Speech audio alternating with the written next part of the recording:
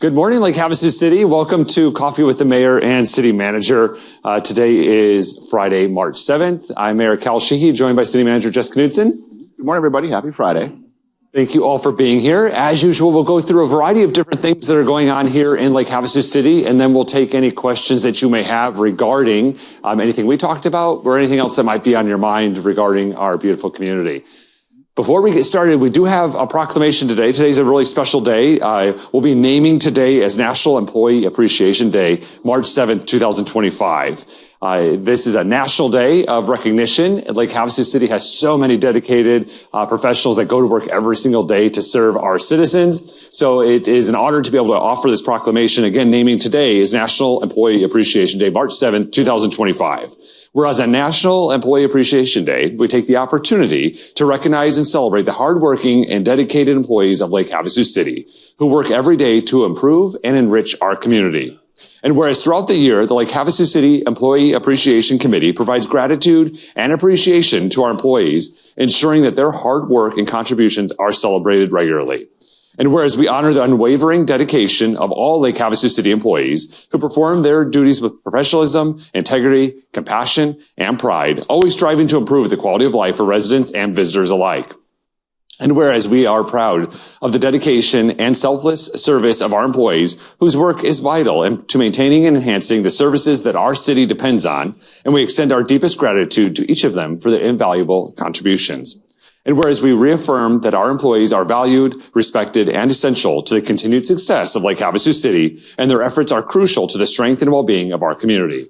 Now, therefore, I, Cal Sheehy, the Mayor of Lake Havasu City, Arizona, do hereby proclaim today, March 7, 2025, as National Employee Appreciation Day, and extend our appreciation to all employees, whether in public service, private industry, and beyond, for their dedication, commitment, and the essential services that they provide to our communities. So I'm going to present this to you, Jess, as the City Manager, on behalf of all of our amazing employees. Yeah. Thank you so much, Mayor. This is wonderful.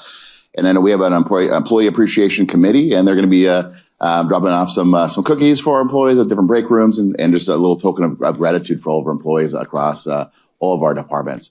As you indicated through your proclamation, they work tirelessly to improve the lives and provide services to our residents.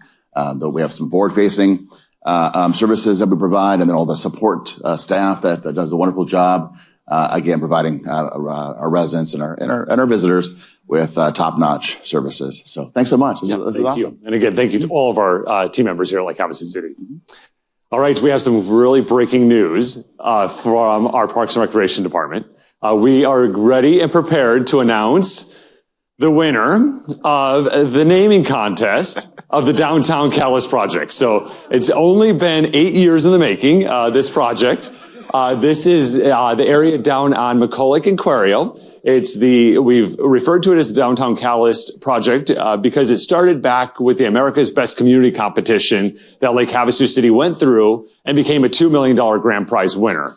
One of the outcomes of that was a couple of different projects. One of them was the co-working location, which is now Nomadic, which is just adjacent to this area, and that's ran by the Partnership for Economic Development. And then the other one was the Downtown Calais, having a place for our citizens to be able to gather in the downtown area that they could come and use for a variety of uses. The uses that we used it for as a grass lot, but also additional uses where people could just gather and have a central hub, if you will, in our downtown area. The reason it was called a catalyst is that would be the catalyst then to drive additional private investments in that area. And it has already started to work for us since we announced those plans. We then had to come up with a name now that we actually have a place. The place will be opening at the end of April or so. That'll be in phase 1 that it will open. And then subsequent to that, we will open a bathroom area as well as a concession stand area that will come later in this year for that project. But the process to name it went through our Parks and Recreation Department, went out and had nearly 500. Almost 500 different submissions and different ideas for naming. And then we went through a process to say, okay, all these 500, there were some duplicates in there, and how do we bring those down to a manageable number?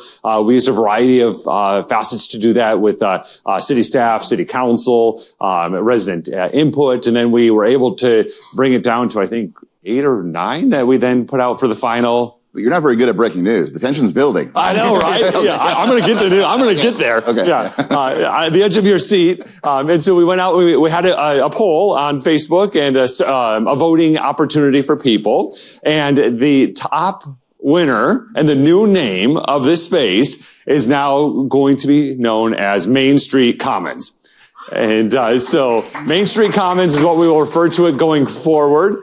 There is obviously it's Main Street area. This part of McCulloch has really had an identity crisis for many years. So we've called it Main Street and Uptown and Downtown and all sorts of things. So Main Street was the submission from this resident or this citizen that put forward the name. And then Commons has a connection to London and to kind of the English theme to try and connect the two together. But really excited for us to be able to have that name. Main Street Commons. So it'll take us a minute, or at least it'll take me a minute. Change is hard for me. So, but eventually it'll just roll off the top of my tongue and it'll be Main Street Commons, for that name. So, but thank you to all of the citizens that participated, in the naming contest, either through submitting a name or through the voting process, or even just, having the conversation throughout the community.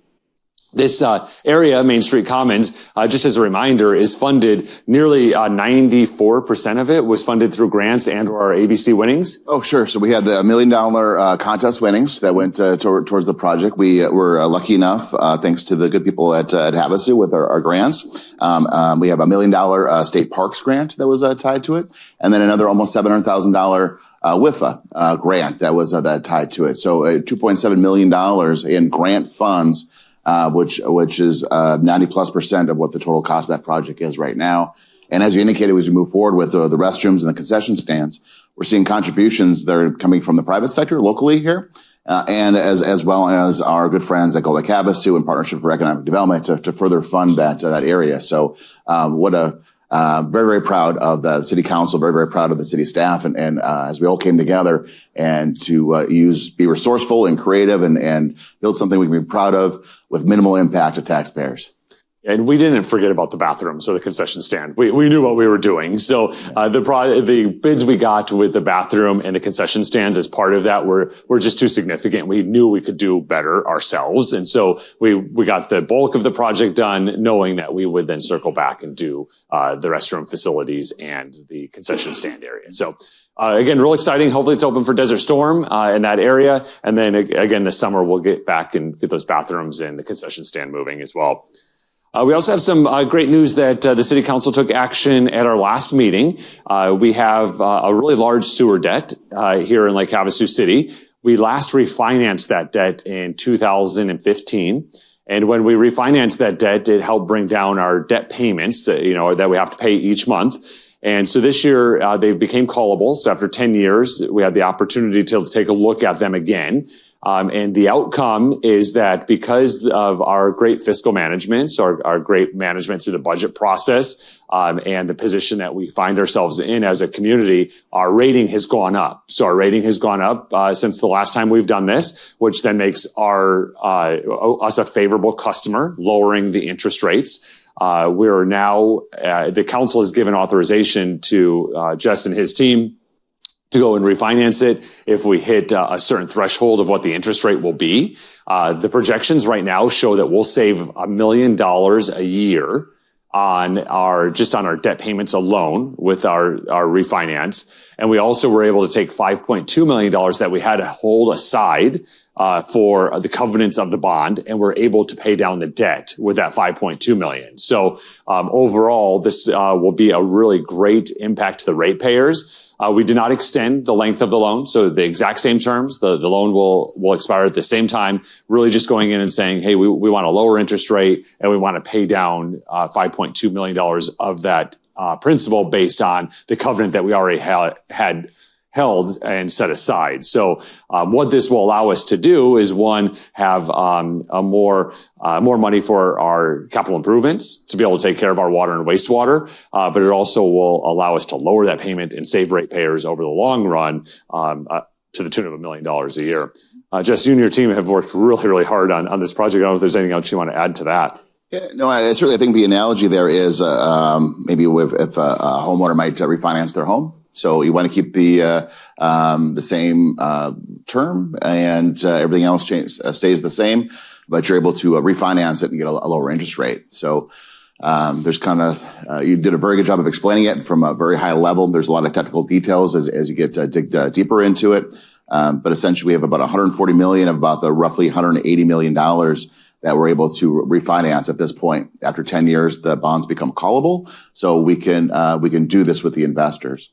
Collectively, with that 140 or so million dollars that we're looking at and talking about this morning, is collectively, because they sell it in pockets when they release, but it's about 4.75%, and that percentage is just too high.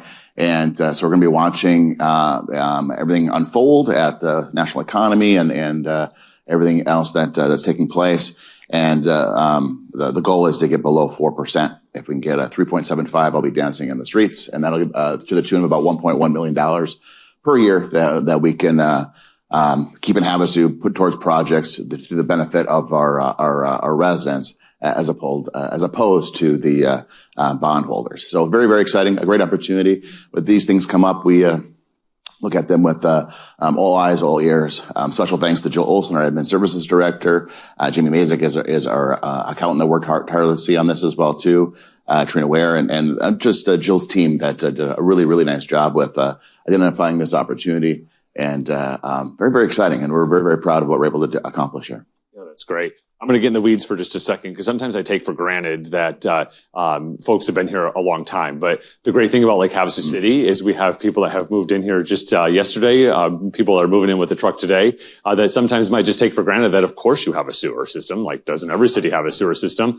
That wasn't always the case for Lake Havasu City. And so in 2001, the voters went out to bond for the largest municipal bonding project at the time, to the tune of $463 million to put in sewer infrastructure within our community, lifting up every single street, putting in sewer infrastructure, repouring the street, and tying into some of our sewer treatment plants, including our North treatment plant.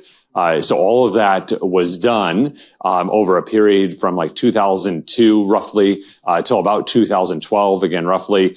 But the one benefit of the economic collapse of 2008, 2009 was that we were able to get that project in and done much quicker than was anticipated at a much less cost. So we've paid down roughly again 330 million or so down to 170 million already. And then, as Jess had mentioned, there's 150 million that we are in the process of refinancing. So, again, all rough numbers, but just sometimes you lose track of, why would you even be doing this? Well, we didn't have a sewer. We didn't have that infrastructure. And Arizona Department of Environmental Quality said, you need to get a sewer system in your community. Otherwise, we're going to have to limit the opportunities for additional development. And this is, all the way back in the late 90s. So we're now paying that off. And the idea from the city's perspective is that we are doing it from a generational perspective, so that the ratepayers of today, because again, our water and wastewater systems are a nonprofit system. We charge rates to the users. So those are water and wastewater users, all of us that live here. We charge rates. And at the end of the day, what it costs to maintain the system, both from a capital improvement perspective, as well as just the general everyday operation costs, it just adds to zero at the end of the day. And so the ratepayers of today would be contributing the same amount to the infrastructure to develop for infrastructure that's 50 to 100 years of infrastructure as the folks that move here in the 2030s and 2040s. So that's the idea of spreading this out, but then taking these opportunities when it's callable to lower that contribution. So really proud of that. Great work, Jess, to you and your team on that. And obviously the beneficiaries are going to be all of us as citizens here in Lake Havasu City. We have some updates on the second bridge. The second bridge is moving along rather quickly, according to Jess. I think I want to go a little quicker. It gives me such a hard time about this. Is it done yet? No, why don't we have a bridge yet? But Jess and his team are working really hard on that. And this week we had some really positive meetings with a couple of our partners on the project, which is Arizona State Parks and also the Arizona State Land Department. Is where the bridge is going is on the mainland side. It's controlled by the Arizona State Parks system. On the island side, it's controlled by Arizona State Lands Department. We have paid for a lease already over there, but we're in the design process of doing that. We have some additional alignments of that bridge to make it a little bit more efficient, a little bit more cost effective, and I'll let Jess talk a little bit about that. And we have a right-of-way agreement on the mainland side, but now that the details are happening, like, okay, a bridge is actually going to be going here. We need to obviously talk with our partners and see how that impacts their property, what needs they might have for this infrastructure project. Again, we had those conversations this week to continue to move the process along. And I'll just give a little backstory of why we're talking about a second bridge, and then Jesse can get into the details of where we're at with it. But we've been talking about a second bridge all the way since Mr. McCulloch was here in the 70s. We're going to have a second bridge, and there were several second bridge committees over the years, dating back to the early 80s, most recently the mid 2000s, with the Freedom Bridge folks, and so there's always been conversations about how and where and what.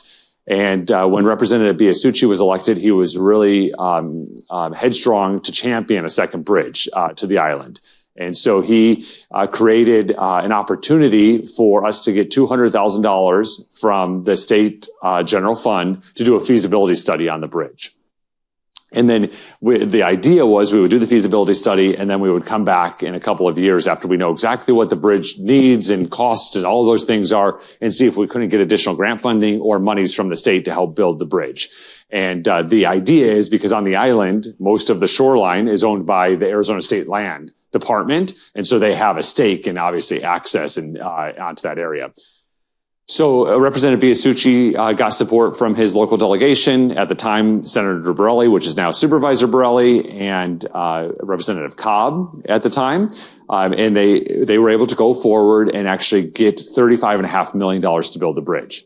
They did this subsequent year. So now it gets awkward at this point. And I think I've described that to you all before. So now we're running a feasibility study.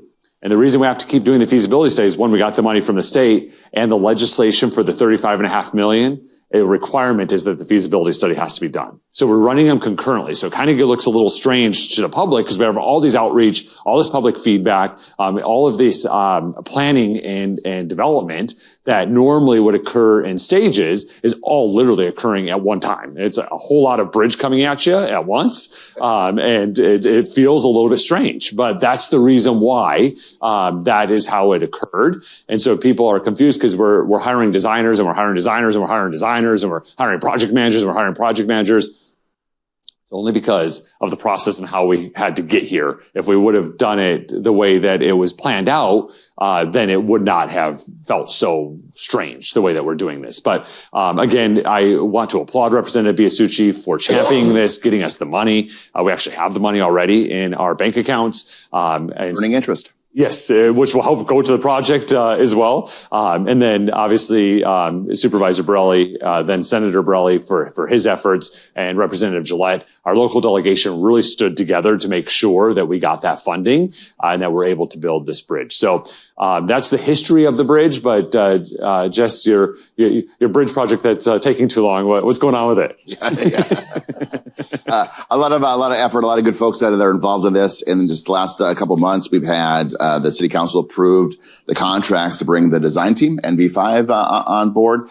And then at the last council meeting was the contractor, which is the bridge construction team, Ames Construction, and their subs on that. So the mayor gives me a hard time for taking so long, but we had interviews. We got 3 proposals from the bridge construction team, and so we held 3 interviews on a Monday, and then on a Monday afternoon, they were scored, ready to go, and we actually sent the notification out to the top recipient based on committee feedback and interviews and all the research that was done, and then at the 2 weeks later, 3 weeks later, we had it in front of the city council in terms of the contract for adoption. So for government, which sometimes is designed to methodically move forward on things, where the accelerator is to the ground, and we're doing our best with all due diligence, nothing sacrificed there, but making sure that we're able to accomplish that to the best degree.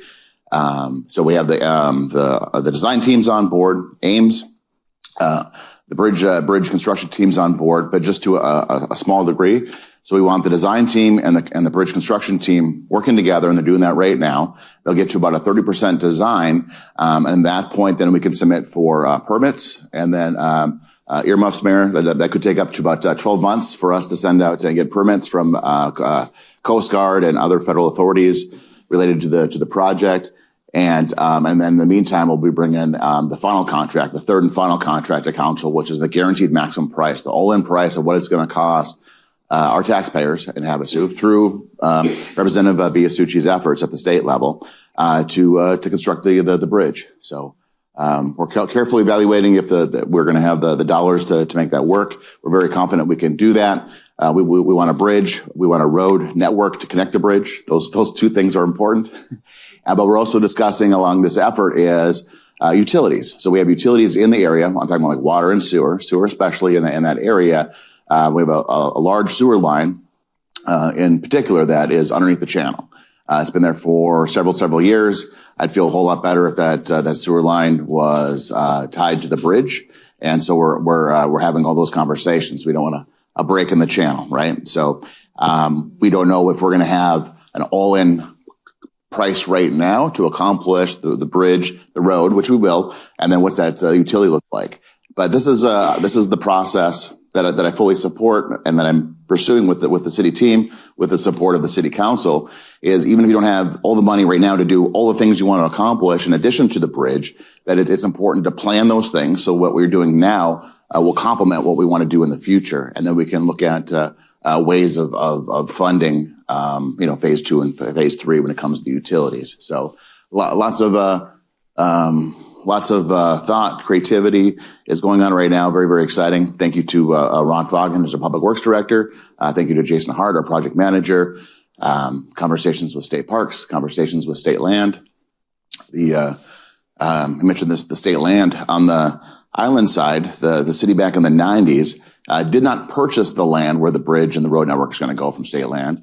It was a lease agreement from state land, and it was all paid in the beginning. So $3.3 million or so, roughly, that the city at that time paid for state land to have a perpetual lease agreement. As long as we abide by certain restrictions that take place, we can use it for what we're discussing. We have within that lease agreement, of course, we're leasing property. So there's a legal description, right, of where that property is, where that bridge could be, where that bridge would be, constructed and connected to the road network. We're having conversations with them now because the lease agreement says that we can adjust those lines, those property lines, and make some adjustments there to kind of relocate it a little bit to the north. And if both parties agree, we're able to accomplish that. So we're having those conversations with state land. Why it's important for the bridge project is right now as it sits, that bridge deck, the span, the actual bridge itself that goes over the water would be about 280 feet. If we're able to adjust that slightly and come in at a little bit different angle across the channel area, then that bridge deck would be down to about 215 feet. That's for a couple of different reasons. That's millions of dollars in savings. And so we're trying to accomplish that to the best of our ability. Obviously, there's costs with buying and constructing and all the rest when it comes to that bridge deck, but there are rules in place on how a prefabricated bridge deck or component of that bridge deck can be transported along our interstates and our highways. And if they're too long, then they can't be transported. If they're within the parameters, then they can be transported. A shorter bridge deck would allow the prefab to be transported to Havasu, again, saving us millions of dollars. So lots of work. Mayor's been pushing me very hard, so maybe we'll just do a catapult. But I think we're gonna move forward with the bridge concept. So. Yeah, so the bridge will be over at the main entrance, like the Windsor 4, is kind of just roughly is just to get your perspective of where the bridge will start. South Palo Verde and Highway 95 would be the main intersection. It'll go between the Motel 6 and Hampton Inn, that area. The city's parking lots are there. It'll go over that area, across the channel from there, and then run parallel to Crazy Horse, and then connect into Beachcomber, McCulloch Boulevard over in that area. Again, just very roughly, just so you can get an idea of where that is and what we're talking about. We looked at a variety of different places, but that was the place that over the years and all of the different iterations of this planning has taken us. So great work on that. I joke with Jess about let's speed it up, but with all seriousness, I mean, they really are moving quite quickly. So we're going from one phase to the next phase as quick as possible, going through the public process to ensure the public's engaged in it, as well as making sure that all of the boxes are checked. I mean, so there's just so many agencies that are responsible or have responsibilities on our lake, and they all have a say in what that is. I mean, from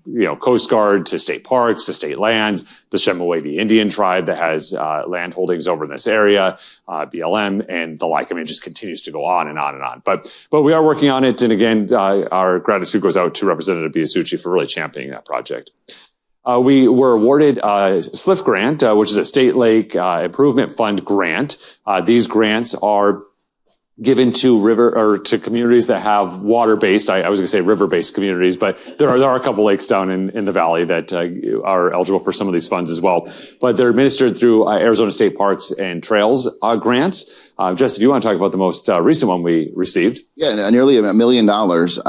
So lots of gratitude going out to, again, Representative Biasucci, who put the legislation in place, and then Arizona State Parks, who now is managing the SLIF grant process. So we just received $1 million grant that we're going to use it out in the Rotary Park area for ADA accessible improvements, as well as just improving that area to the best of our ability. Sidewalks, different park amenities down in that area, infrastructure. The parking lot itself is part of that project, and really just trying to maintain what we have in that area and do a better job of making it a really special place. And so we want to do that. And then it's kind of been, and the plan in place is it'd be super easy just to, I mean, not easy, but it would be less effort, I guess, and to just identify taxpayer dollars into a project and then fund it through that source. But we're very creative in our ways of trying to piece a project together with outside dollars, in this case, some SLIF funds.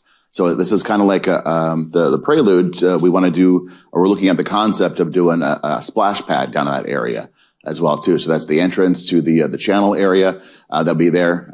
Bullhead City did something similar in the last couple of years, and it's really been well received. We hear lots of comments from moms and parents in the community about doing more for our kids in certain activities, and we think that would be a really special place. The old RC lot area that's over there at the entrance to the channel on the south side on the Rotary Park side. So we're trying to put everything in place with some improvements to Rotary Park, and then put everything in place for the possibility of looking at a grant-funded splash pad in that area to help improve that Rotary Park and continue to make that area a very, very special place.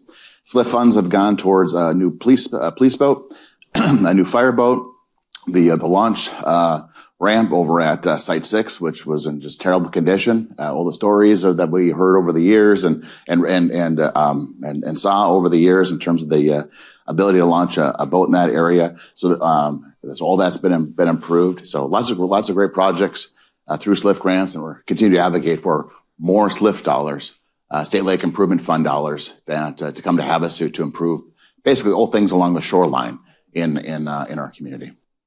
So where do SLIF monies come from?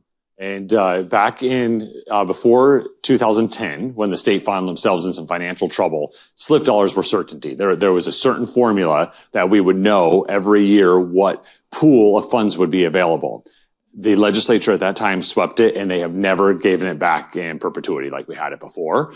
And so now each year, Representative Biasucci, in our case, has really championed SLIF funds for a 1-year appropriation. I think 1 year he got a 2-year appropriation, but so we have 1 year appropriation of SLIF funds. And what the monies are is it's the portion of the gas tax that we pay at the pump that are attributed to watercraft fueling.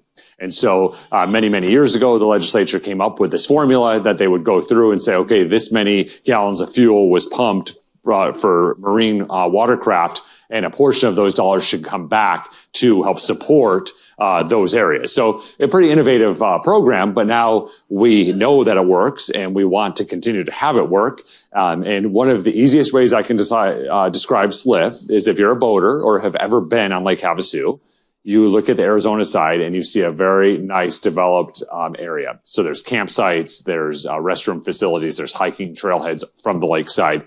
You go on to the California side of the lake, there are no amenities, not a single one at all. That's the difference between SLIF funds and not SLIF funds. And so that money has been able to develop up and down our area from Bullhead City all the way down to Yuma. And then, of course, some of the inland lakes as well throughout the state of Arizona. And as just mentioned, not just improvements for users, but also public safety boats and the like to be able to really make things happen and make the waterways safer for all of the users that are using them. We also, at our last council meeting, talked about our water master plan. A couple of years ago, we updated our wastewater master plan. And so it's good to do this every 5 or so years to come through and make sure that our plans that we have in place are, one, coming to fruition, and two, that we don't need to have any adjustments. And since 2020 or so, we've realized some growth in our area. It's starting to subside again, going back to normal levels of growth, but we had an influx of growth for a period of 2 or 3 years. And so we wanted to take a look and make sure that our water master plan was still in alignment for what we have going on throughout our community and looking well into the future. Just, do you want to talk about that process you and your team went through to get us to where it came to council for adoption? Sure. So that water master plan, as city representatives, city leaders, and staff, and obviously with the direction and guidance of the mayor and city council, this is a top priority in terms of making sure that our infrastructure is in good working order, and that we're planning for the future, so that any types of growth or adjustments to what's happening in the community in terms of construction or use, zoning changes, and so forth, have a positive or neutral impact on our existing water infrastructure. So every about 5 to 7 years, it's our job to take a look at our infrastructure from a big picture perspective, make sure that everything that we're doing is there's an order to it, that we're not just, it's not a Band-Aid approach, that there's a plan, there's a strategy, a long-term perspective when it comes to our water infrastructure in Lake Havasu City. So that's the effort we're going through right now. And another large component of that, the water master plan, we also have a wastewater master plan, but we're talking about the water master plan, is that we identify where if new construction would take place, so maybe we have some vacant land within the community, or maybe some state land within the community, and so if somebody would come in and purchase that through state land auction process, or if the owners of that vacant land would want to develop that area, we have a water master plan in place that we can have conversations with them with. And if you want to add to the system, then here's the water master plan and what are the impacts would be to the existing system itself. And here's what you're going to have to pay in order to ensure that our water system is in good working order. So, last thing we want to do, talking about the city's infrastructure, is a Band-Aid approach. So a big picture, a vision of what that looks like. We do this every 5 to 7 years, but we're not looking at 5 or 7 year windows. We're looking at 10 and 20 year windows in terms of what the impacts would be to Lake Havasu City when it comes to our ability as a city to provide water service to our residents and to our businesses and visitors, of course. So we're constantly striving to make sure that we're putting our residents in a really great position today, but into the future. And the future leaders of Lake Havasu City will be able to continue on with that trend. So there also was some uncertainty for a little while with Lake Havasu City and some of our planning when it came to water and wastewater, and it was because of our rates. And so we went through a rate study at the expiration of the irrigation and drainage district, which we've talked a lot about that over the years. That was a property tax that everyone paid on based on the parcel, the size of your land. That we dissolved a few years back. But when we did that, we needed to do a rate study to make sure that we had some sort of a rate strategy going forward to ensure that we could pay for the system.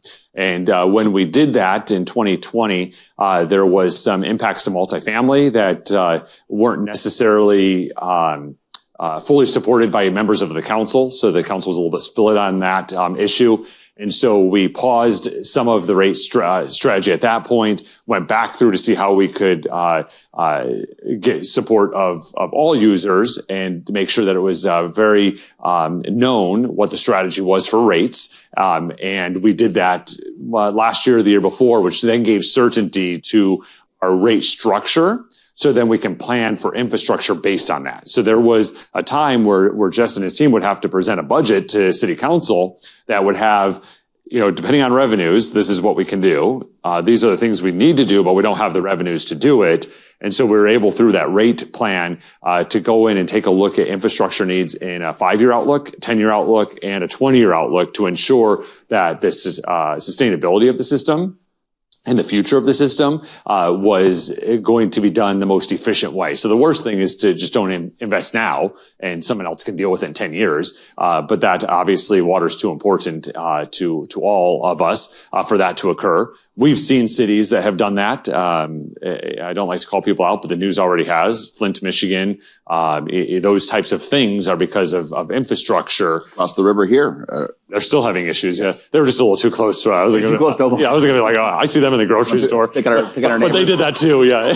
So, and they're still having issues over there. And also even in the county over at Donkey Acres. Site 6? Horizon 6. Horizon 6, yeah, I'm sorry. Horizon 6 has some issues. That's county, but they have issues too because of some infrastructure stuff. So we wanted to make sure that wasn't going to happen.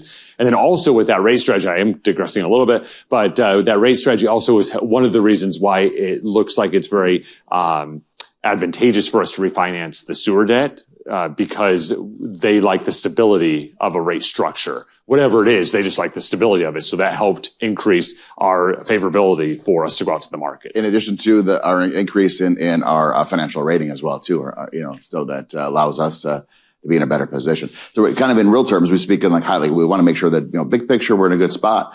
Speaking in like real terms, shortly, after Mayor was seated, after I came to Lake Havasu City, we started looking at the budgets and into that's our planning process every year. We present our financial well-being of our different funds that are out there. And so one of the first presentations I made to the City Council on our funds was like our water fund. Here's our water fund. Here's projects programmed, and here's the revenues programmed. We don't have enough money for all the projects, but if we scale that down on the bare minimum of what we need to maintain the services we have, we're bankrupt in year 5.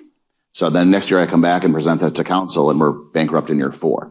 By the way, we're getting 80% of all of our water in Lake Havasu City from one source, and that was the Rainy Well on the island side, and without any immediate plan for a secondary water source. So we better get to work. As a council, roll up our sleeves. As a staff, we roll up our sleeves.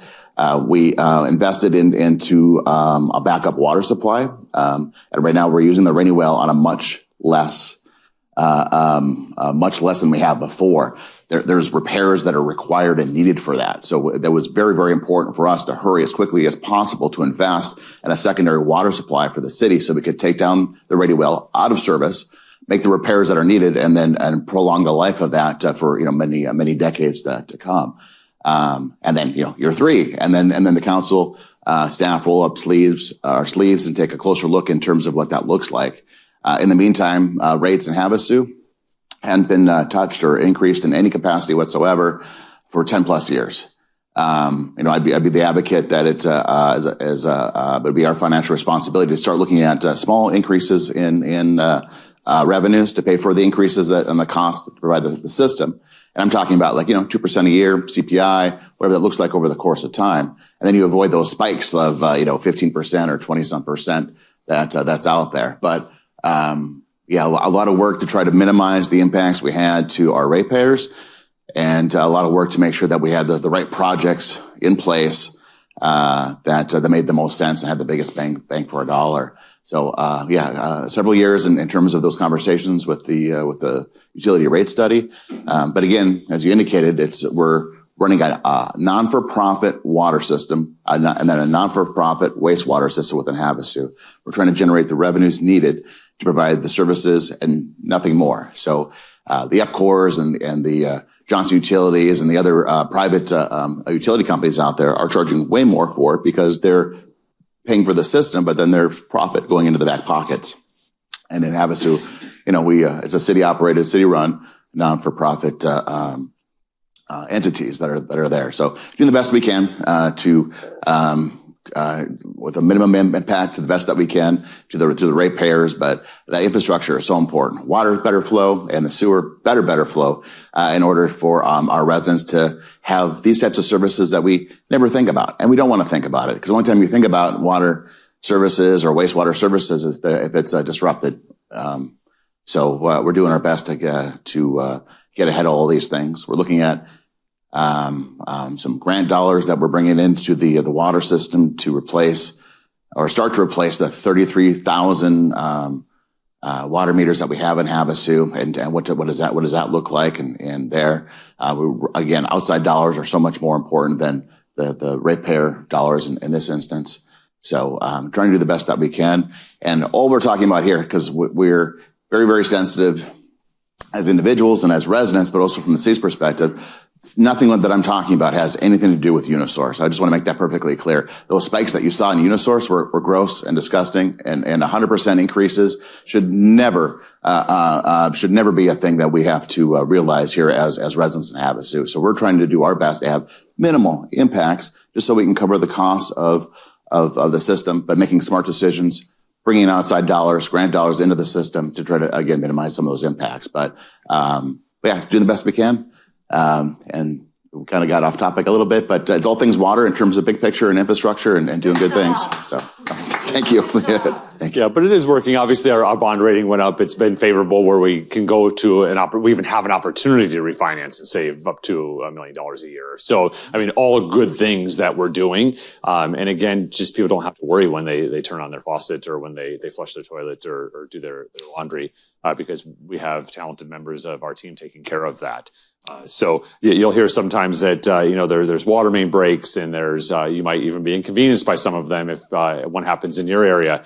That happens. Things break. And so we have a team that's what they go through and they do. And we also have a water mainline replacement program, but we weren't able to put that into place until we did this rate study. So we actually had a funding source to do it. And so the team has been working diligently to do it. Could they use more money? Yes. But even if they had more money at this time, they don't have the time. There's only so much time you can do within a budget year to get certain things done. So they've properly programmed and planned for these types of things. And we try to minimize, obviously, the impacts to users throughout the city on all fronts, water and wastewater and otherwise. So a lot of the things that we do in the city is we work in partnerships. And I believe strong partnerships make strong communities. And so we really work really, really hard to ensure that we have great partnerships with all sorts of folks throughout our region, our state, and also up through the ranks of the federal government. Those relationships that we build and the partnerships that we bring benefits to our citizens when things come together.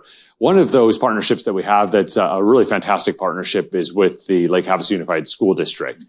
They do really amazing things, and we have great partnerships with them. And the most recent partnership, which is really, really exciting, it'll come before City Council on Tuesday.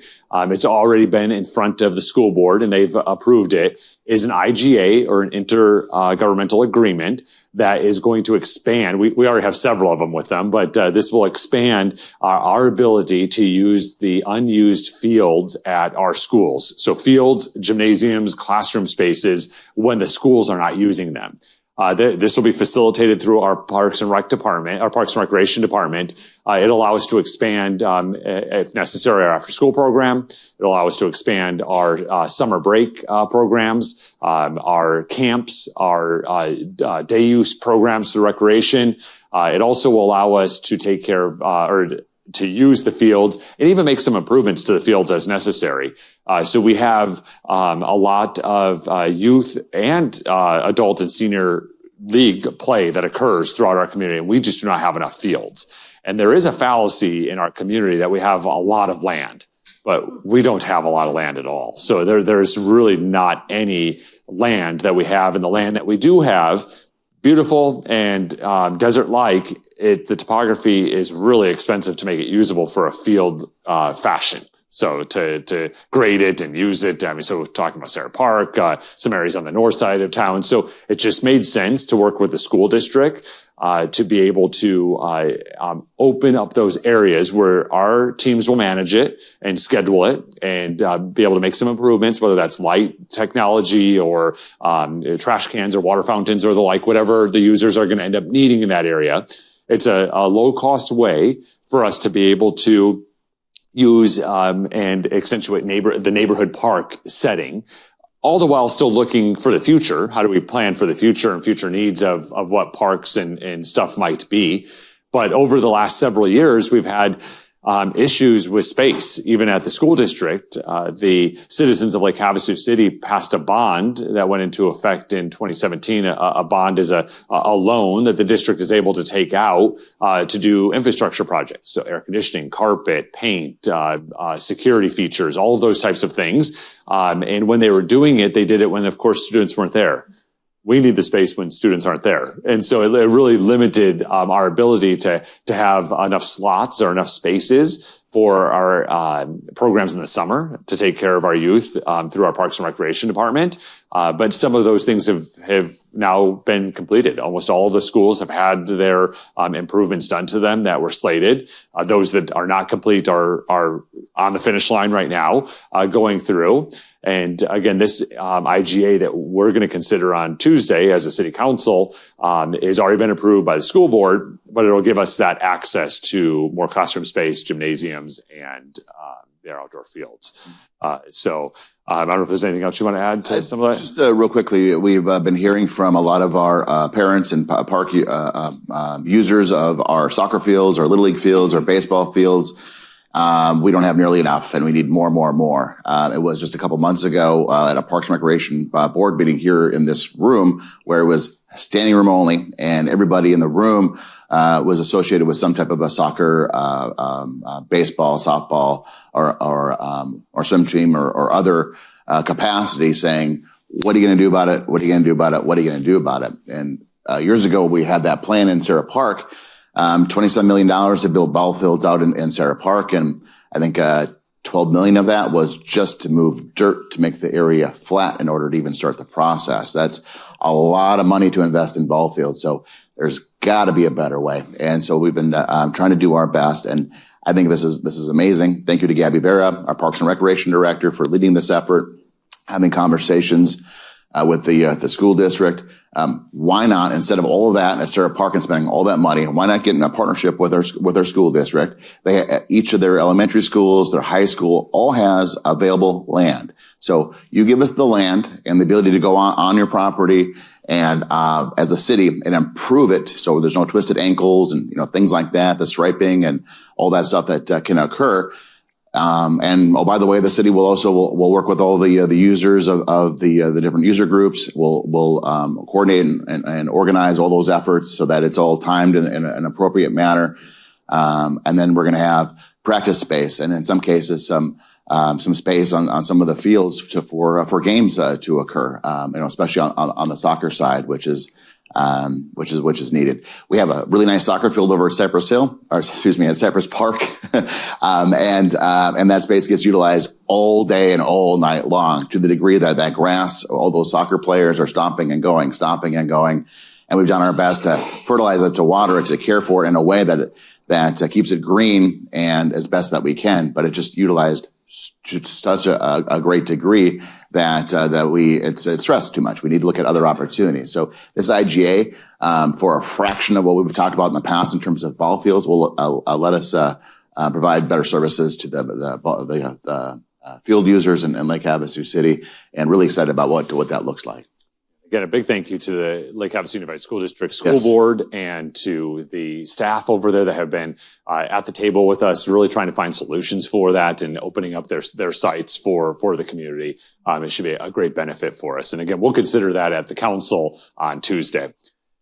We also have some implementation. The council took action on e-bikes and what those mean and do. People are evenly divided on e-bikes. Either they love them or they hate them, and it's pretty much just that, and they're very passionate about either side of that. So it made our job really, really difficult on what to do to address it.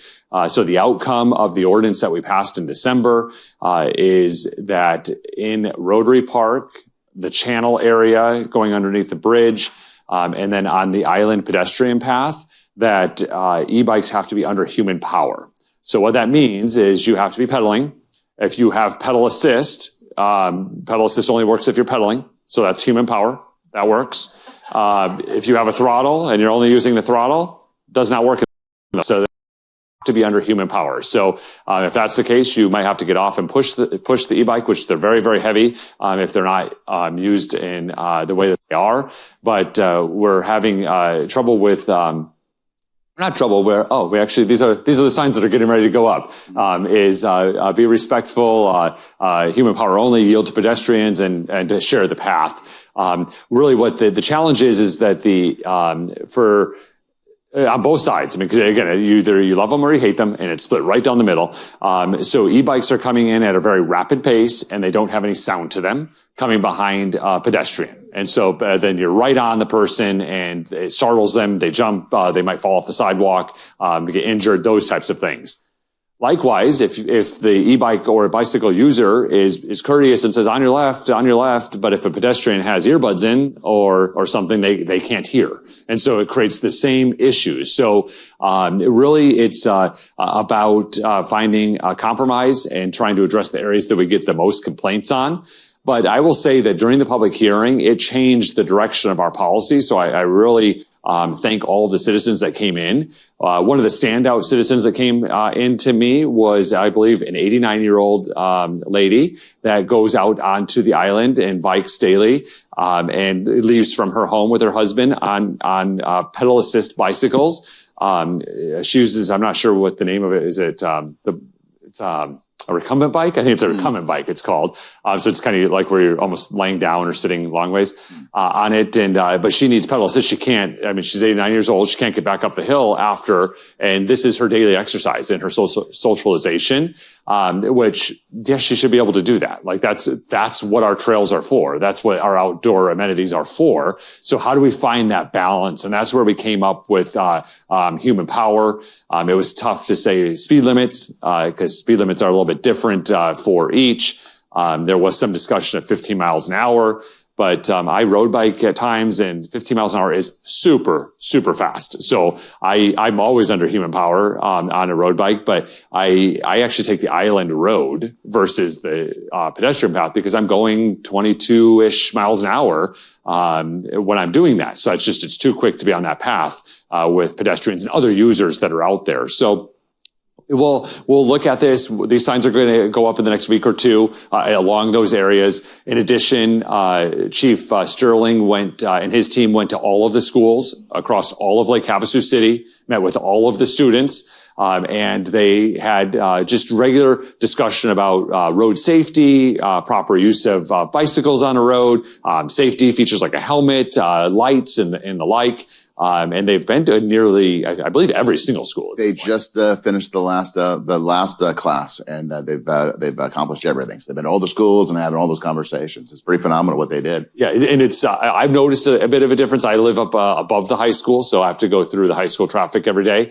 when students are coming in. And before this education, I mean, literally, they were coming at you every which way. They were coming this way, they were coming that way, going across the street. They were doing everything, jumping through sidewalks. And now there's uniformity to it. Of course, there's still going to be people that aren't going to do it. I happened to be in the channel yesterday, and as I'm walking through, some youth, in this case, said, "Oh, there's the mayor. Go slow." And so I'm walking, and I'm with some folks, and so I'm talking or listening to whatever they're saying to me. And I then come across a citizen that's going the opposite way that I am. And he says, "Did you just hear them say, oh, there's the mayor, let's slow down?" I did hear them say, "Hi, Mayor." So I said hello to him. But I did not hear that conversation. And so a conversation ensued there. And the conversation went that you know, the e-bikes and the students are going too quick. But at least they now know Like they saw me and knew, okay, yeah, we should slow down. Like that's a good thing. That's through the education. But then that citizen mentioned to me that they want to use their e-bike on the island path. And I said, well, you can't have it both ways. Like it doesn't work that way. So we had to find a balance. We'll continue to monitor it. Our goal is to let everyone recreate and do what they want, the way they want to do it, in a way that supports everybody. And so that's a really easy statement for me to say and a really hard action to make happen. So that's what we tried to do. And hopefully with that education with the students and these signs that we'll be able to make it a little bit safer and more comfortable for all of these. And that's on the island walking path, the channel area, and throughout Rotary Park. Yeah, those are everywhere else. You can still use your e-bike everywhere, except for, we didn't pass this ordinance, but people cannot use your Surons. So those are almost motorcycles at the trails at Sarah Park. That's against the law. Yeah. It's just, you're ruining the trails out there if you're doing those things. That's not what that's for. There's electric bikes. In this case, these are electric motorcycles. Yes. These are fast, quick machines, and with big fat tires. Exactly. Yeah, go out to Standard Wash. There's so many miles of trails that you can do and use those things, but not at the areas that mountain bikers and hikers are using it. It's BLM land, and it says there's no electric vehicles or motorized vehicles out in that area. So a couple more things, then we'll get to your questions. First, the City Council did a pilot program at the request of the Downtown Association. They had asked for, they've talked about it for years, about having segments of the boulevard as 2-hour only parking. So we listened to what the association wanted. They basically canvassed the businesses down there and the property owners down in the downtown area. This is from Acoma down to Smoke Tree. And said, hey, what areas are there? We, in our agreement, up to 10 spots. The city last week, painted, I think it's like, pockets of two spaces in an area or so. At the request of the downtown merchants, right? Mm-hmm. So in some cases, a lot of them are back to back. Yeah. But all the requests of businesses that, where those are located. Yeah. So the businesses picked it. The downtown merchants facilitated it. There's 5 spots of clusters of 2, painted with a green 2-hour parking. It's a pilot program to see if that works. The request from the Downtown Merchants Association was there's some of their businesses are high frequency. So they, if you go to maybe Havasu Hardware, or you need to go to the insurance company to drop off your monthly payment, or whatever it is, they need the flow of places to park. And so we'll revisit this at the end of the year pilot program, see if there's anything that we could do from a permanent standpoint if it worked, make adjustments if it didn't work, or just let the program go away. But one of the reasons here is the Downtown Merchant Association has been talking about it for years, but nothing's been able to happen. And not because of anyone's lack of want to make something happen. It's very complicated in that area with deed restrictions from the original days with Mr. McCulloch to different people operating the businesses than own the property. So just it's a bit complicated. So working through those challenges, if you see those green marked curbs, that's the reason why. That's the action based on the pilot program. And then we have Team Break is coming up. If you have students or grandchildren that might want to be a part of that, have them contact our Parks and Recreation Department to sign up. It's going to be a reimagined Survivor theme, I think I heard through the halls. We're going to have lots of fun, a lot of really cool activities, a lot of hands-on and movement and things like that too that Gabby Vera and her team have planned. So very excited to see that this year. Yeah. So if anyone's interested, go down to Parks and Rec or give them a call. Get your child on the list. And before we go to questions, I did want to invite Kim McCoy up. We have a relic from the USS Arizona, and I'll have Kim explain it, and then we'll talk about an opportunity for folks to get involved. Hopefully most of you have heard about the relic that the Marine Corps League here received about 4 years ago from the U.S. Navy. Since that time, we've been putting plans together for a memorial to house this relic and to make it something that Lake Havasu could be proud of. So we're starting our fundraising. We've had a few corporate sponsors already give some money, but we need help from the community to do this. So in the next week or so, you're going to see posters going up in different businesses talking about the relic. It'll have a QR code on there for you, those of you that are QR code savvy. You can click on that, and it'll take you right to a donation site for the memorial. We'd appreciate anything people can give, $5, $10, $25, whatever. We need about $150,000 to get the groundbreaking going. And then hopefully we'll just keep going. The total project's going to be about $600 million. 600,000. 600,000, excuse me. Yeah. Yeah. Wishful thinking from my part. $600,000 to build this memorial. On the posters that we'll be putting around town, they'll have a rendering of what the memorial is going to look like. I think everybody will be pleased. It's going to be down on London Bridge Beach Park. The city was nice enough to give us the land to put this on. It's going to be right down next to where the 9/11 memorial is down there, the flags. So if you see the poster, we'll be down at the swap meet. We won't be there this week, but every Sunday after that, we'll be down there. We'll have a couple of large posters down there with a QR code on them. And like I said, we'll be putting them up in businesses around town, the grocery stores and such, where everybody needs to go. Click on it.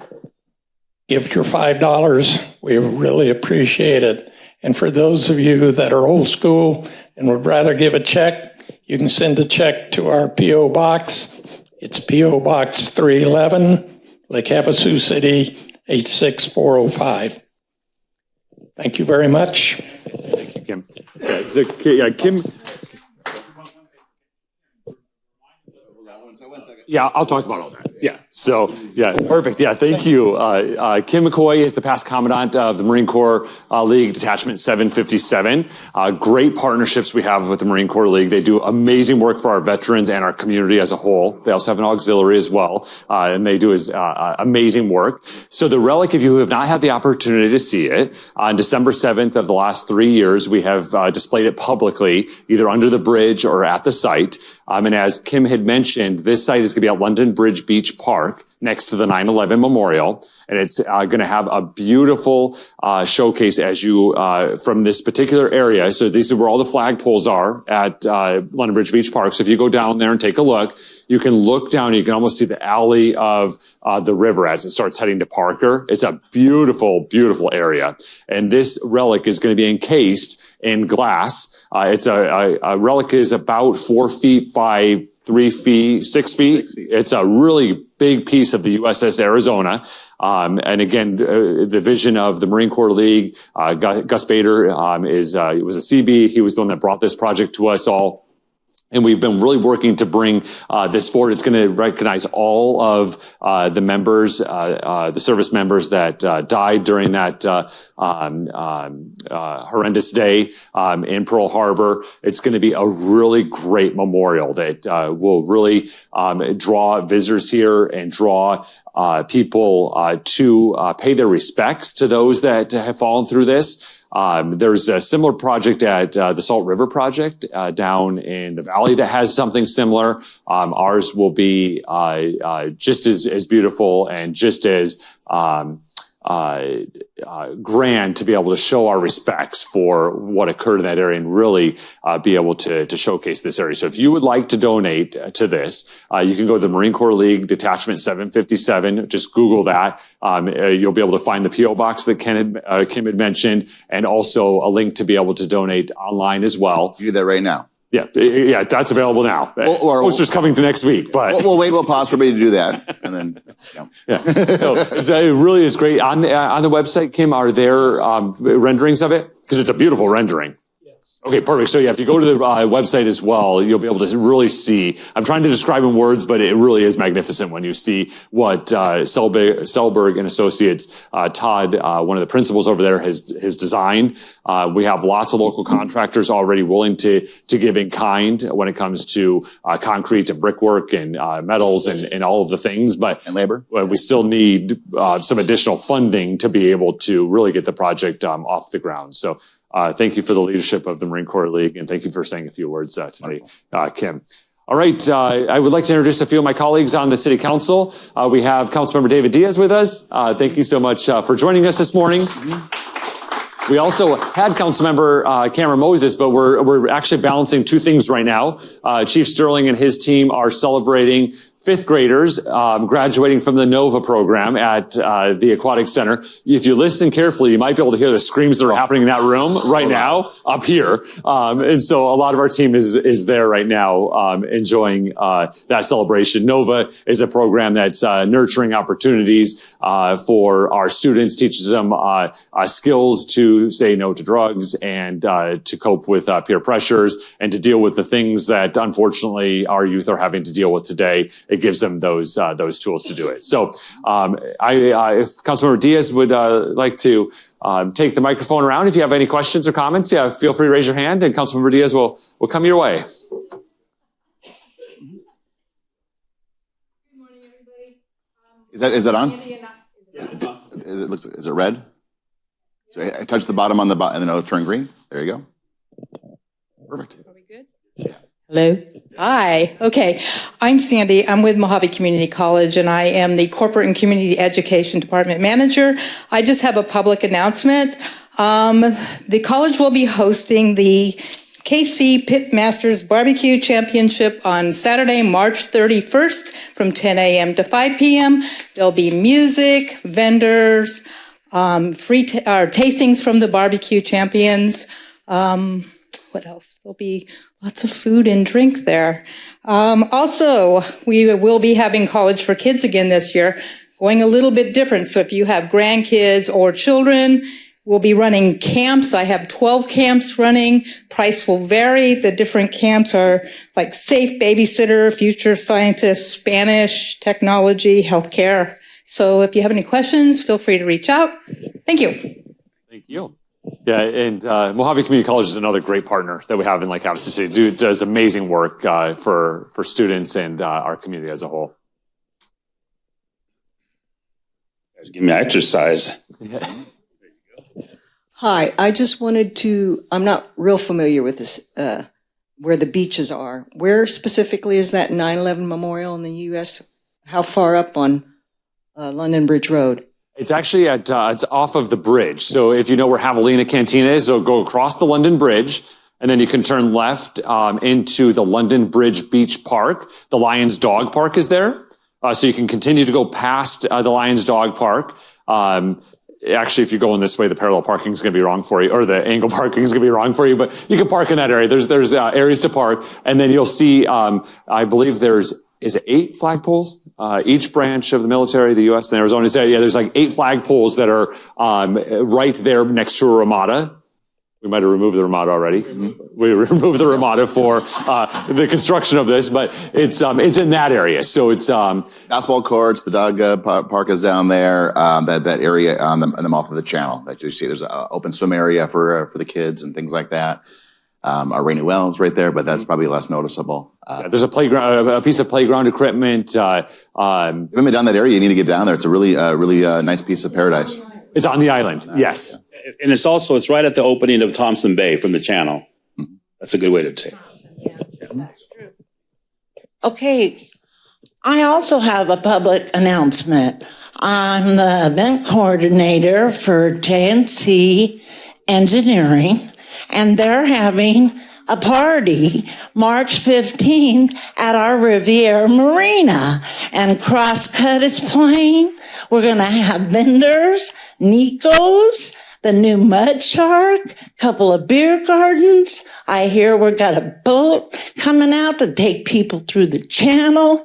If you have not seen our marina, you get a free ride on March 15th. So you come join us. My name is also Sandy, but they call me Alexandra.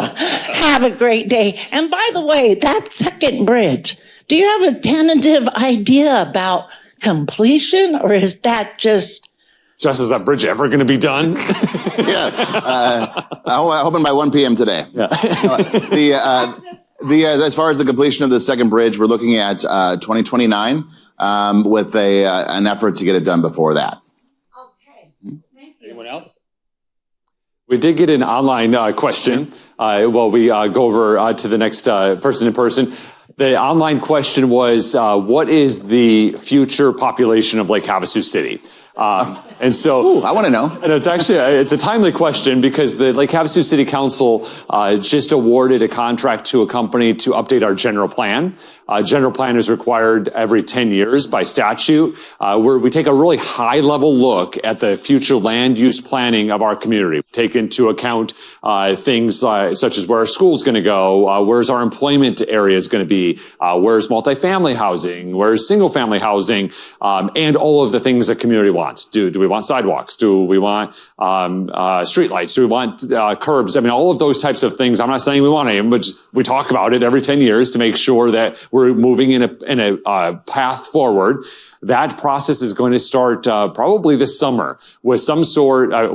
There's going to be public engagement. Lots of public engagement. Lots of it. So if you're interested in any of that, get involved in that. And you can see there isn't just a number that we say, okay, you're the X number of person that moved here now, doors are closed. That's not a thing. But what we're doing is we're planning to ensure that we have the infrastructure necessary from roads, water, sewer, and the like, and then working with private partners, making sure we have medical doctors, veterinarians, retail services, restaurants, and the like, to support the amount of land that's in our city limits. And so one of the things that we have a good benefit for here in Lake Havasu is we're surrounded by federal land holdings, either the wildlife refuge, BLM land, or state lands, which we do know state lands can be sold off and used for development of whatever they're going to come through. So what's in our limits, we will be supporting and planning for that. And that's what our general plan does. And then it also takes a look at the outlying areas. So we are a feeder for people that need medical services. You know, people that live in Havasu Heights don't live in Lake Havasu, although their address says it. They don't live in Lake Havasu,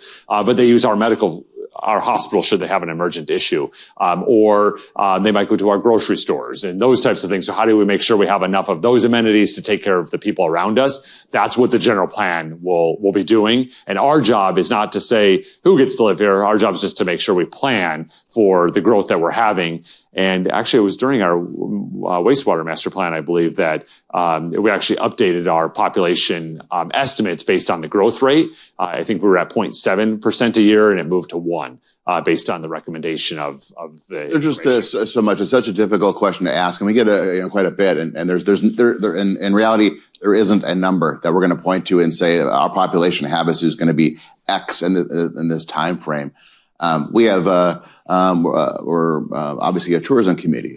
25% of our homes are in Havasu are considered vacant by U.S. Census standards. That means they're vacation homes or they're secondary homes or they're or otherwise that aren't occupied by residents that live here 12 months out of the year. So the 62,000 we have for population right now doesn't reflect the 25% of our households that come and go. It doesn't reflect the individuals that visit Havasu, that stay in our hotels and short-term rentals or otherwise. And what does that look like? And if you cast back 100 years ago, who would know that the technologies that we have today would be readily available? So so what's going to happen in the next 100 years in Lake Havasu City? We can guess, we can estimate, but more importantly, we can plan along the way to make sure that it happens in a very methodical, strategic fashion. Yeah. Jess, this question is probably for you. Okay. I own several properties in town, multi-unit properties. Some of them separated by 4 or 5 lots, some of them a couple miles. Can you explain, just because I don't understand, and you're talking about all the water, what differentiates one of my properties from having 80 PSI and another having 40? I don't understand. And is there any attempt or plan to regulate that or make that more consistent? Sure. There's a couple of things there. Thank you for the question. A couple of things there that to consider. Starting with, sometimes I'm not sure if at your properties if you have pressure reducers. So sometimes you have something on the property. So a lot of our areas within the community, the pressure is too high, so we have to have pressure reducers on our homes to reduce the pressure. And other areas, the pressure is already low. You don't need that pressure reducer, and you wish it was a pressure increaser. But especially if you're on the island or if you're on the water and you look back at Lake Havasu City, right? We're on a slope, and so a lot of our water that comes in. That we produce goes through a water treatment plant, and then we push it to all of our storage tanks, water storage tanks throughout the community. So we're pumping them up the hill, and they sit in our tanks. And then there's a little more to this, but it's in our tanks, and then as the water gets used by our residents, it's more of a gravity flow that comes down and cycles through all of our infrastructure to get to our businesses and to our homes. So in some areas, the gravity is very, very high, and the pressure in your home or in your property is very, very high. And in some areas, it's lower. So if you're looking at like a 40 PSI and for pressure within that, we can have a conversation. We can look at our public works team and take a look at the infrastructure in that area. And when it comes time to replace and maintain our pipes and our infrastructure, that maybe we can do perhaps we can take some steps to put yourselves and your tenants in a better position. But we're on a slope, pump it up the hill, and then gravity brings it down the hill, and then causes for different pressure in different areas of the community. Yeah. And I've been told with the pressure regulators that because of our water and the hardness of it, that you might have a pressure regulator on your home, but they need to be checked or replaced like every 5 years or so. So you might think that you did that, and then it's just said at least, and you're like, oh, my pressure regulator is fine, but maybe it's not fine. Maybe it's just not working anymore. It's still on there, but it's not regulating that pressure for you. So that might be a thing to check out too. Mm-hmm. Are there any other questions? Yes. What is the interest again on the for the sewer? So what the city council has done is we've authorized Jess and his team to go do this, and the goal interest. So it hasn't been refinanced. Jess has the authorization to do it. They're in the process right now, and they're modeling it out. But the goal of the interest rate is to be the portion of the debt that we're talking about that's callable, the $140 or so million that's callable right now, because all the pockets are at different interest rates. If you add all together cumulatively, right now it's about 4.75%. So 10 years ago when the bonds were issued, that was the going rate. We think we can do better in this market in the coming months. And we're hoping to get it, we will get it below, we're hoping to get it below 4%. It doesn't make any sense for us to refinance, above 4%. And, like I said, I'd be dancing in the streets if we get 3.75 or below. But the council's provided direction and the ability for staff and myself, Jill Olson, her team, to monitor the markets, and at a certain point, hopefully we can pull that trigger and refinance at a lower rate. If it doesn't come in, we'll sit tight and we'll wait, and we'll continue to find that appropriate rate. So, Anybody else? Get your steps in.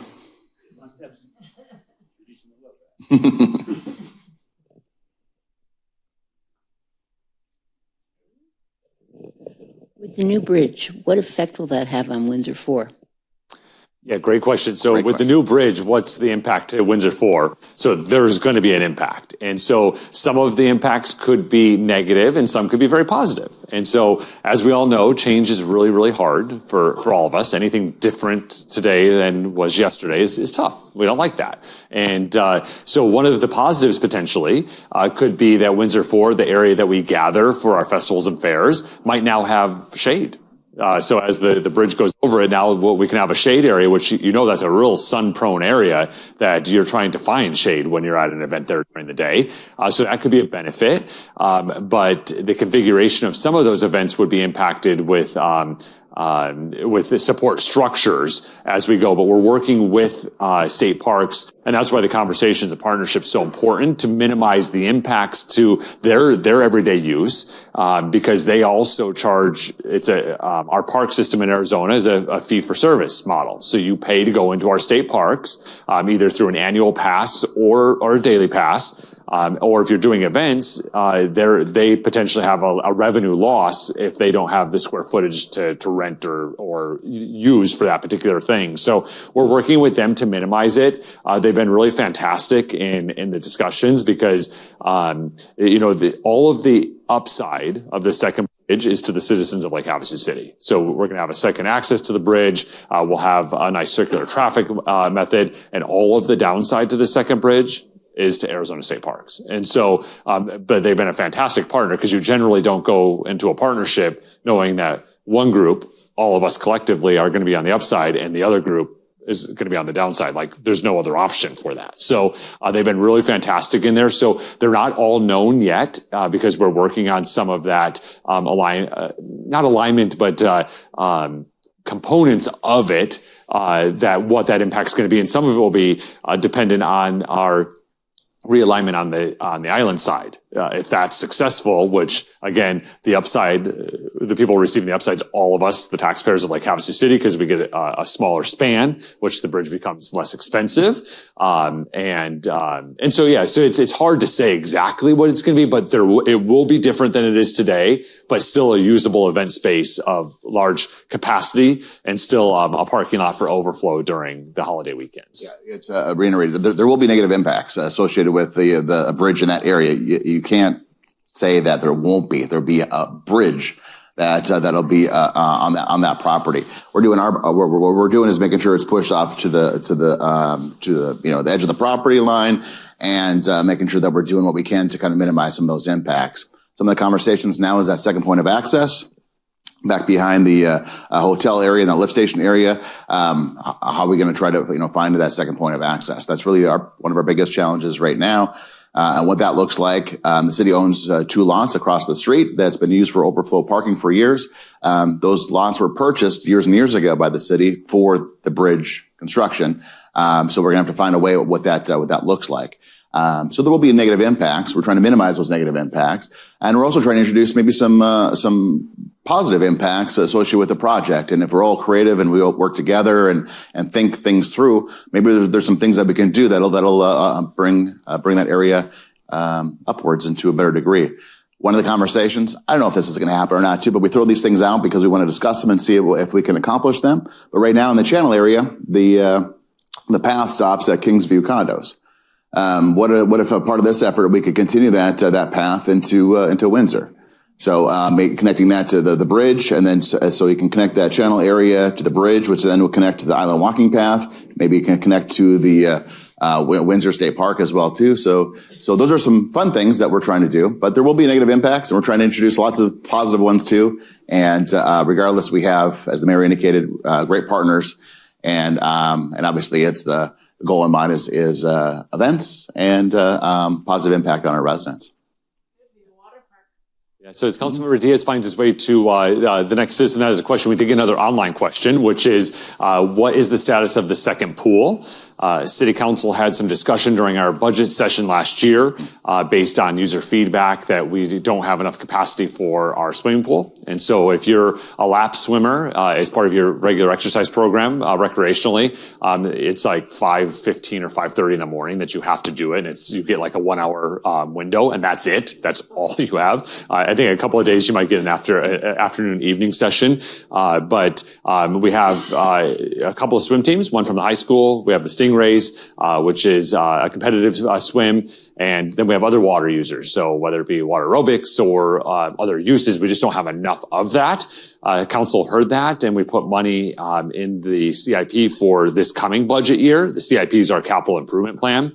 But now that we have that money in there, some of those users want to have, instead of a 25 meter pool, they want a 50 meter pool, which creates a lot of costs that we were not anticipating.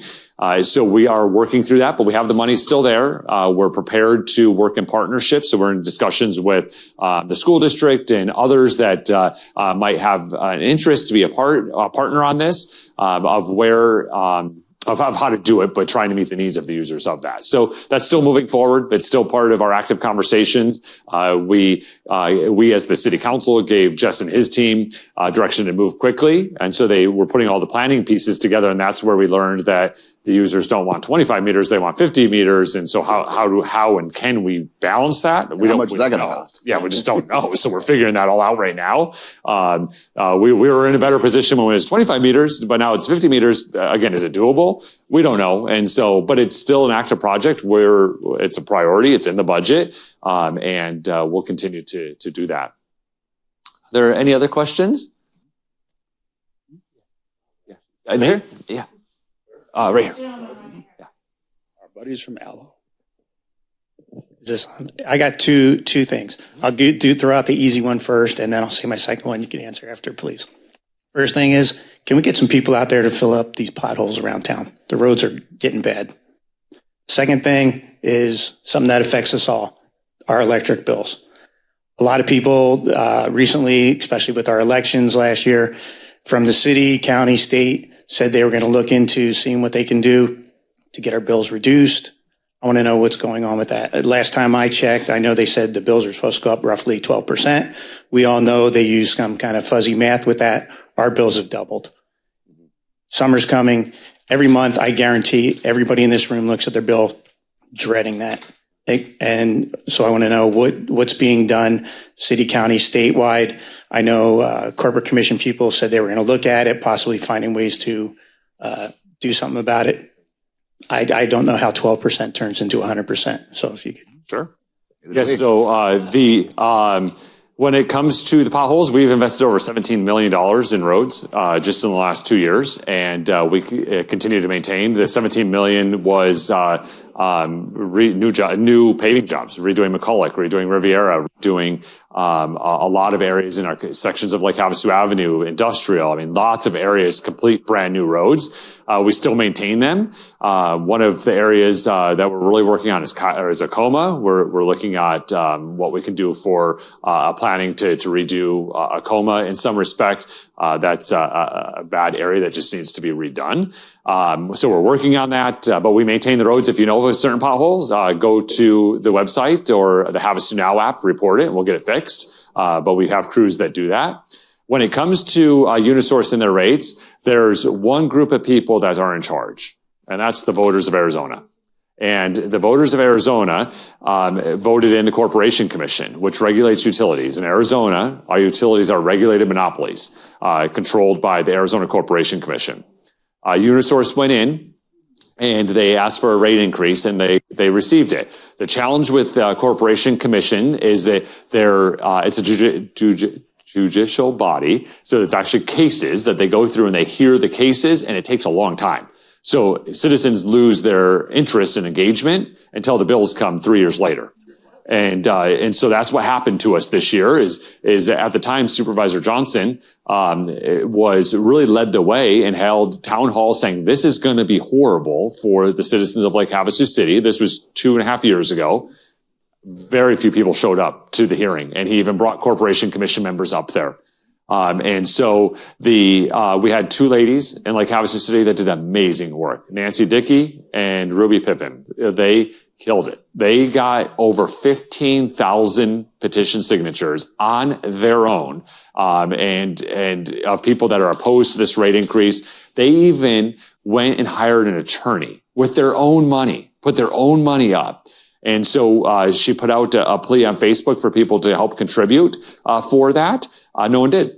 And so I had to call her because she was willing to mortgage her house. And I'm like, Nancy, don't do that. And at the same time, the Corporation Commission, just recently, so I think I testified in front of them in January or so, they added a new ability for utilities to do rate increases without going through the docket.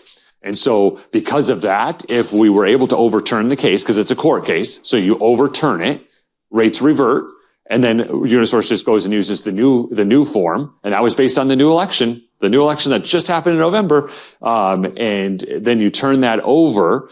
They were just going to do their rate increases anyhow, so it made no sense to go any further, because we would have spent all of that money to overturn the case just for them to be able to use this new mechanism that was voted in for them to increase the rates. So elections matter. It's really important to pay attention to the Corporation Commission, and it's been the current commission has a track record, although small, because they just got elected in November is what I would call the new board.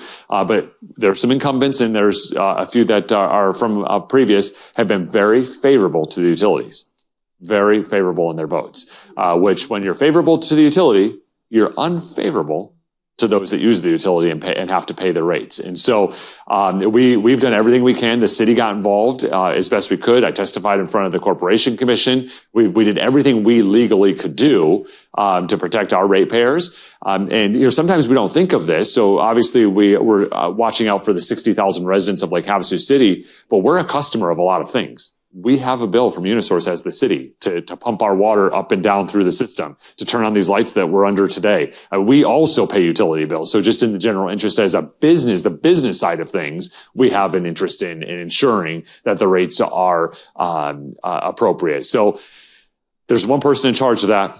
It's collectively us as taxpayers of Arizona, and there's nothing further that the city can do. But I would write to your Corporation Commission members. I'd write to them every week. I would tell them you don't like what they're doing. I would let them know that this is not okay, and then also pay attention and have some tenacity when you pay attention to future rate cases, because they do take multiple years before you actually see it in a bill at your house. So.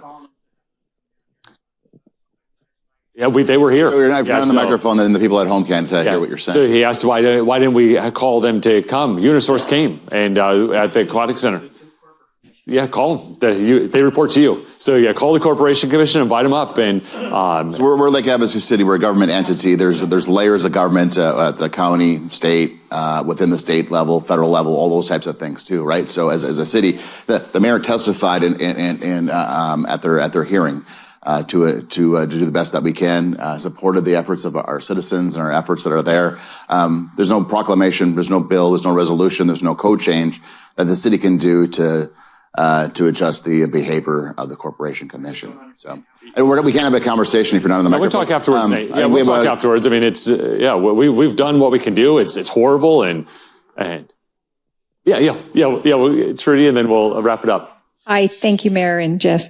On your way to Parker on the 95, before you get to the Riviera, there is a water safety center. Can you just help me understand a little bit better who owns that? What is that?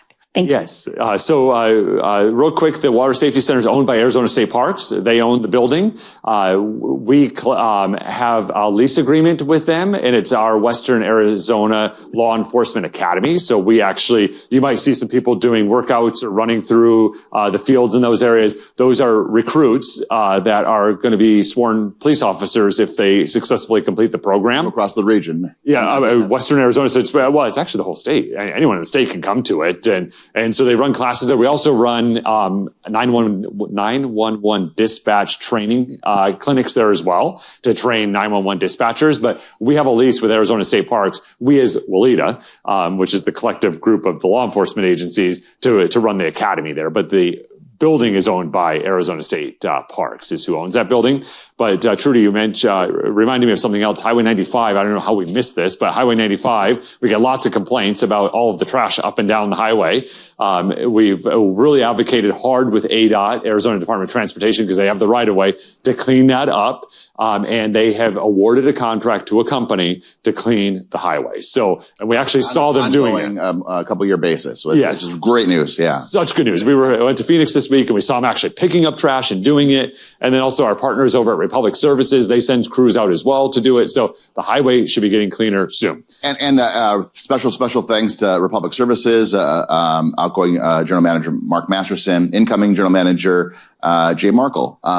So we're going to continue some of their efforts where they bring some of their folks onto the highway, cleaning up trash on their dime and doing what it takes to do that too. So that's great. And Earth Day is coming up. So lots of volunteer activities out there for cleanup, including the highway as well too. So we all need to pitch in, but special thanks for Public Services. All right, as we close, thank you all for being here. We really appreciate it. First Friday of every month, you'll see us here. We always like to end with some fast facts about Lake Havasu City. Because it's Employee Appreciation Day, we'll talk about employees. For those at home, you can't probably see this, but this is the very first organizational chart for Lake Havasu City. Really a kind of a cool thing. What it tells us is that initially we had 67 employees after we incorporated in 1978. So this is dated from July of 1979. We had 9 employees in our police department, 9 employees in that time, 10 in our fire department, 9 in water. We had 1 attorney, 1 city manager, 1 person in engineering back in those days. Today we have 502 full-time employees throughout our organization. And then we have 188 part-time. And those include our lifeguards at the Aquatic Center, the great team members that work our after-school program in the schools for our students. We're at 502 full-time, 188. And then we have... you have more? Well, no, I was just going to say, and a lot of that, unless you have another number there, a lot of that part-time too is there's a part-time, full-time part-time, and then seasonal part-time, like lifeguards and so forth that we use, kind of throughout the year for certain times. Yeah. And then we have 47 of our team members have gone through the Supervisors Excellence Academy, which is in its second year. 47 people. That's to grow our own as folks grow in their career to better be able to serve our citizens. And we've had 134 in-house training courses this fiscal year to date, and 593 trainings have been completed across all fields. So, we have requirements from ADEQ or the EPA or fire, police and fire that they're required to do certain things, but amazing things that, again, our team members are doing. Thank you to all of our team members for all of your work. Thank you all for being here. We'll see you next month. Take care. Thank you.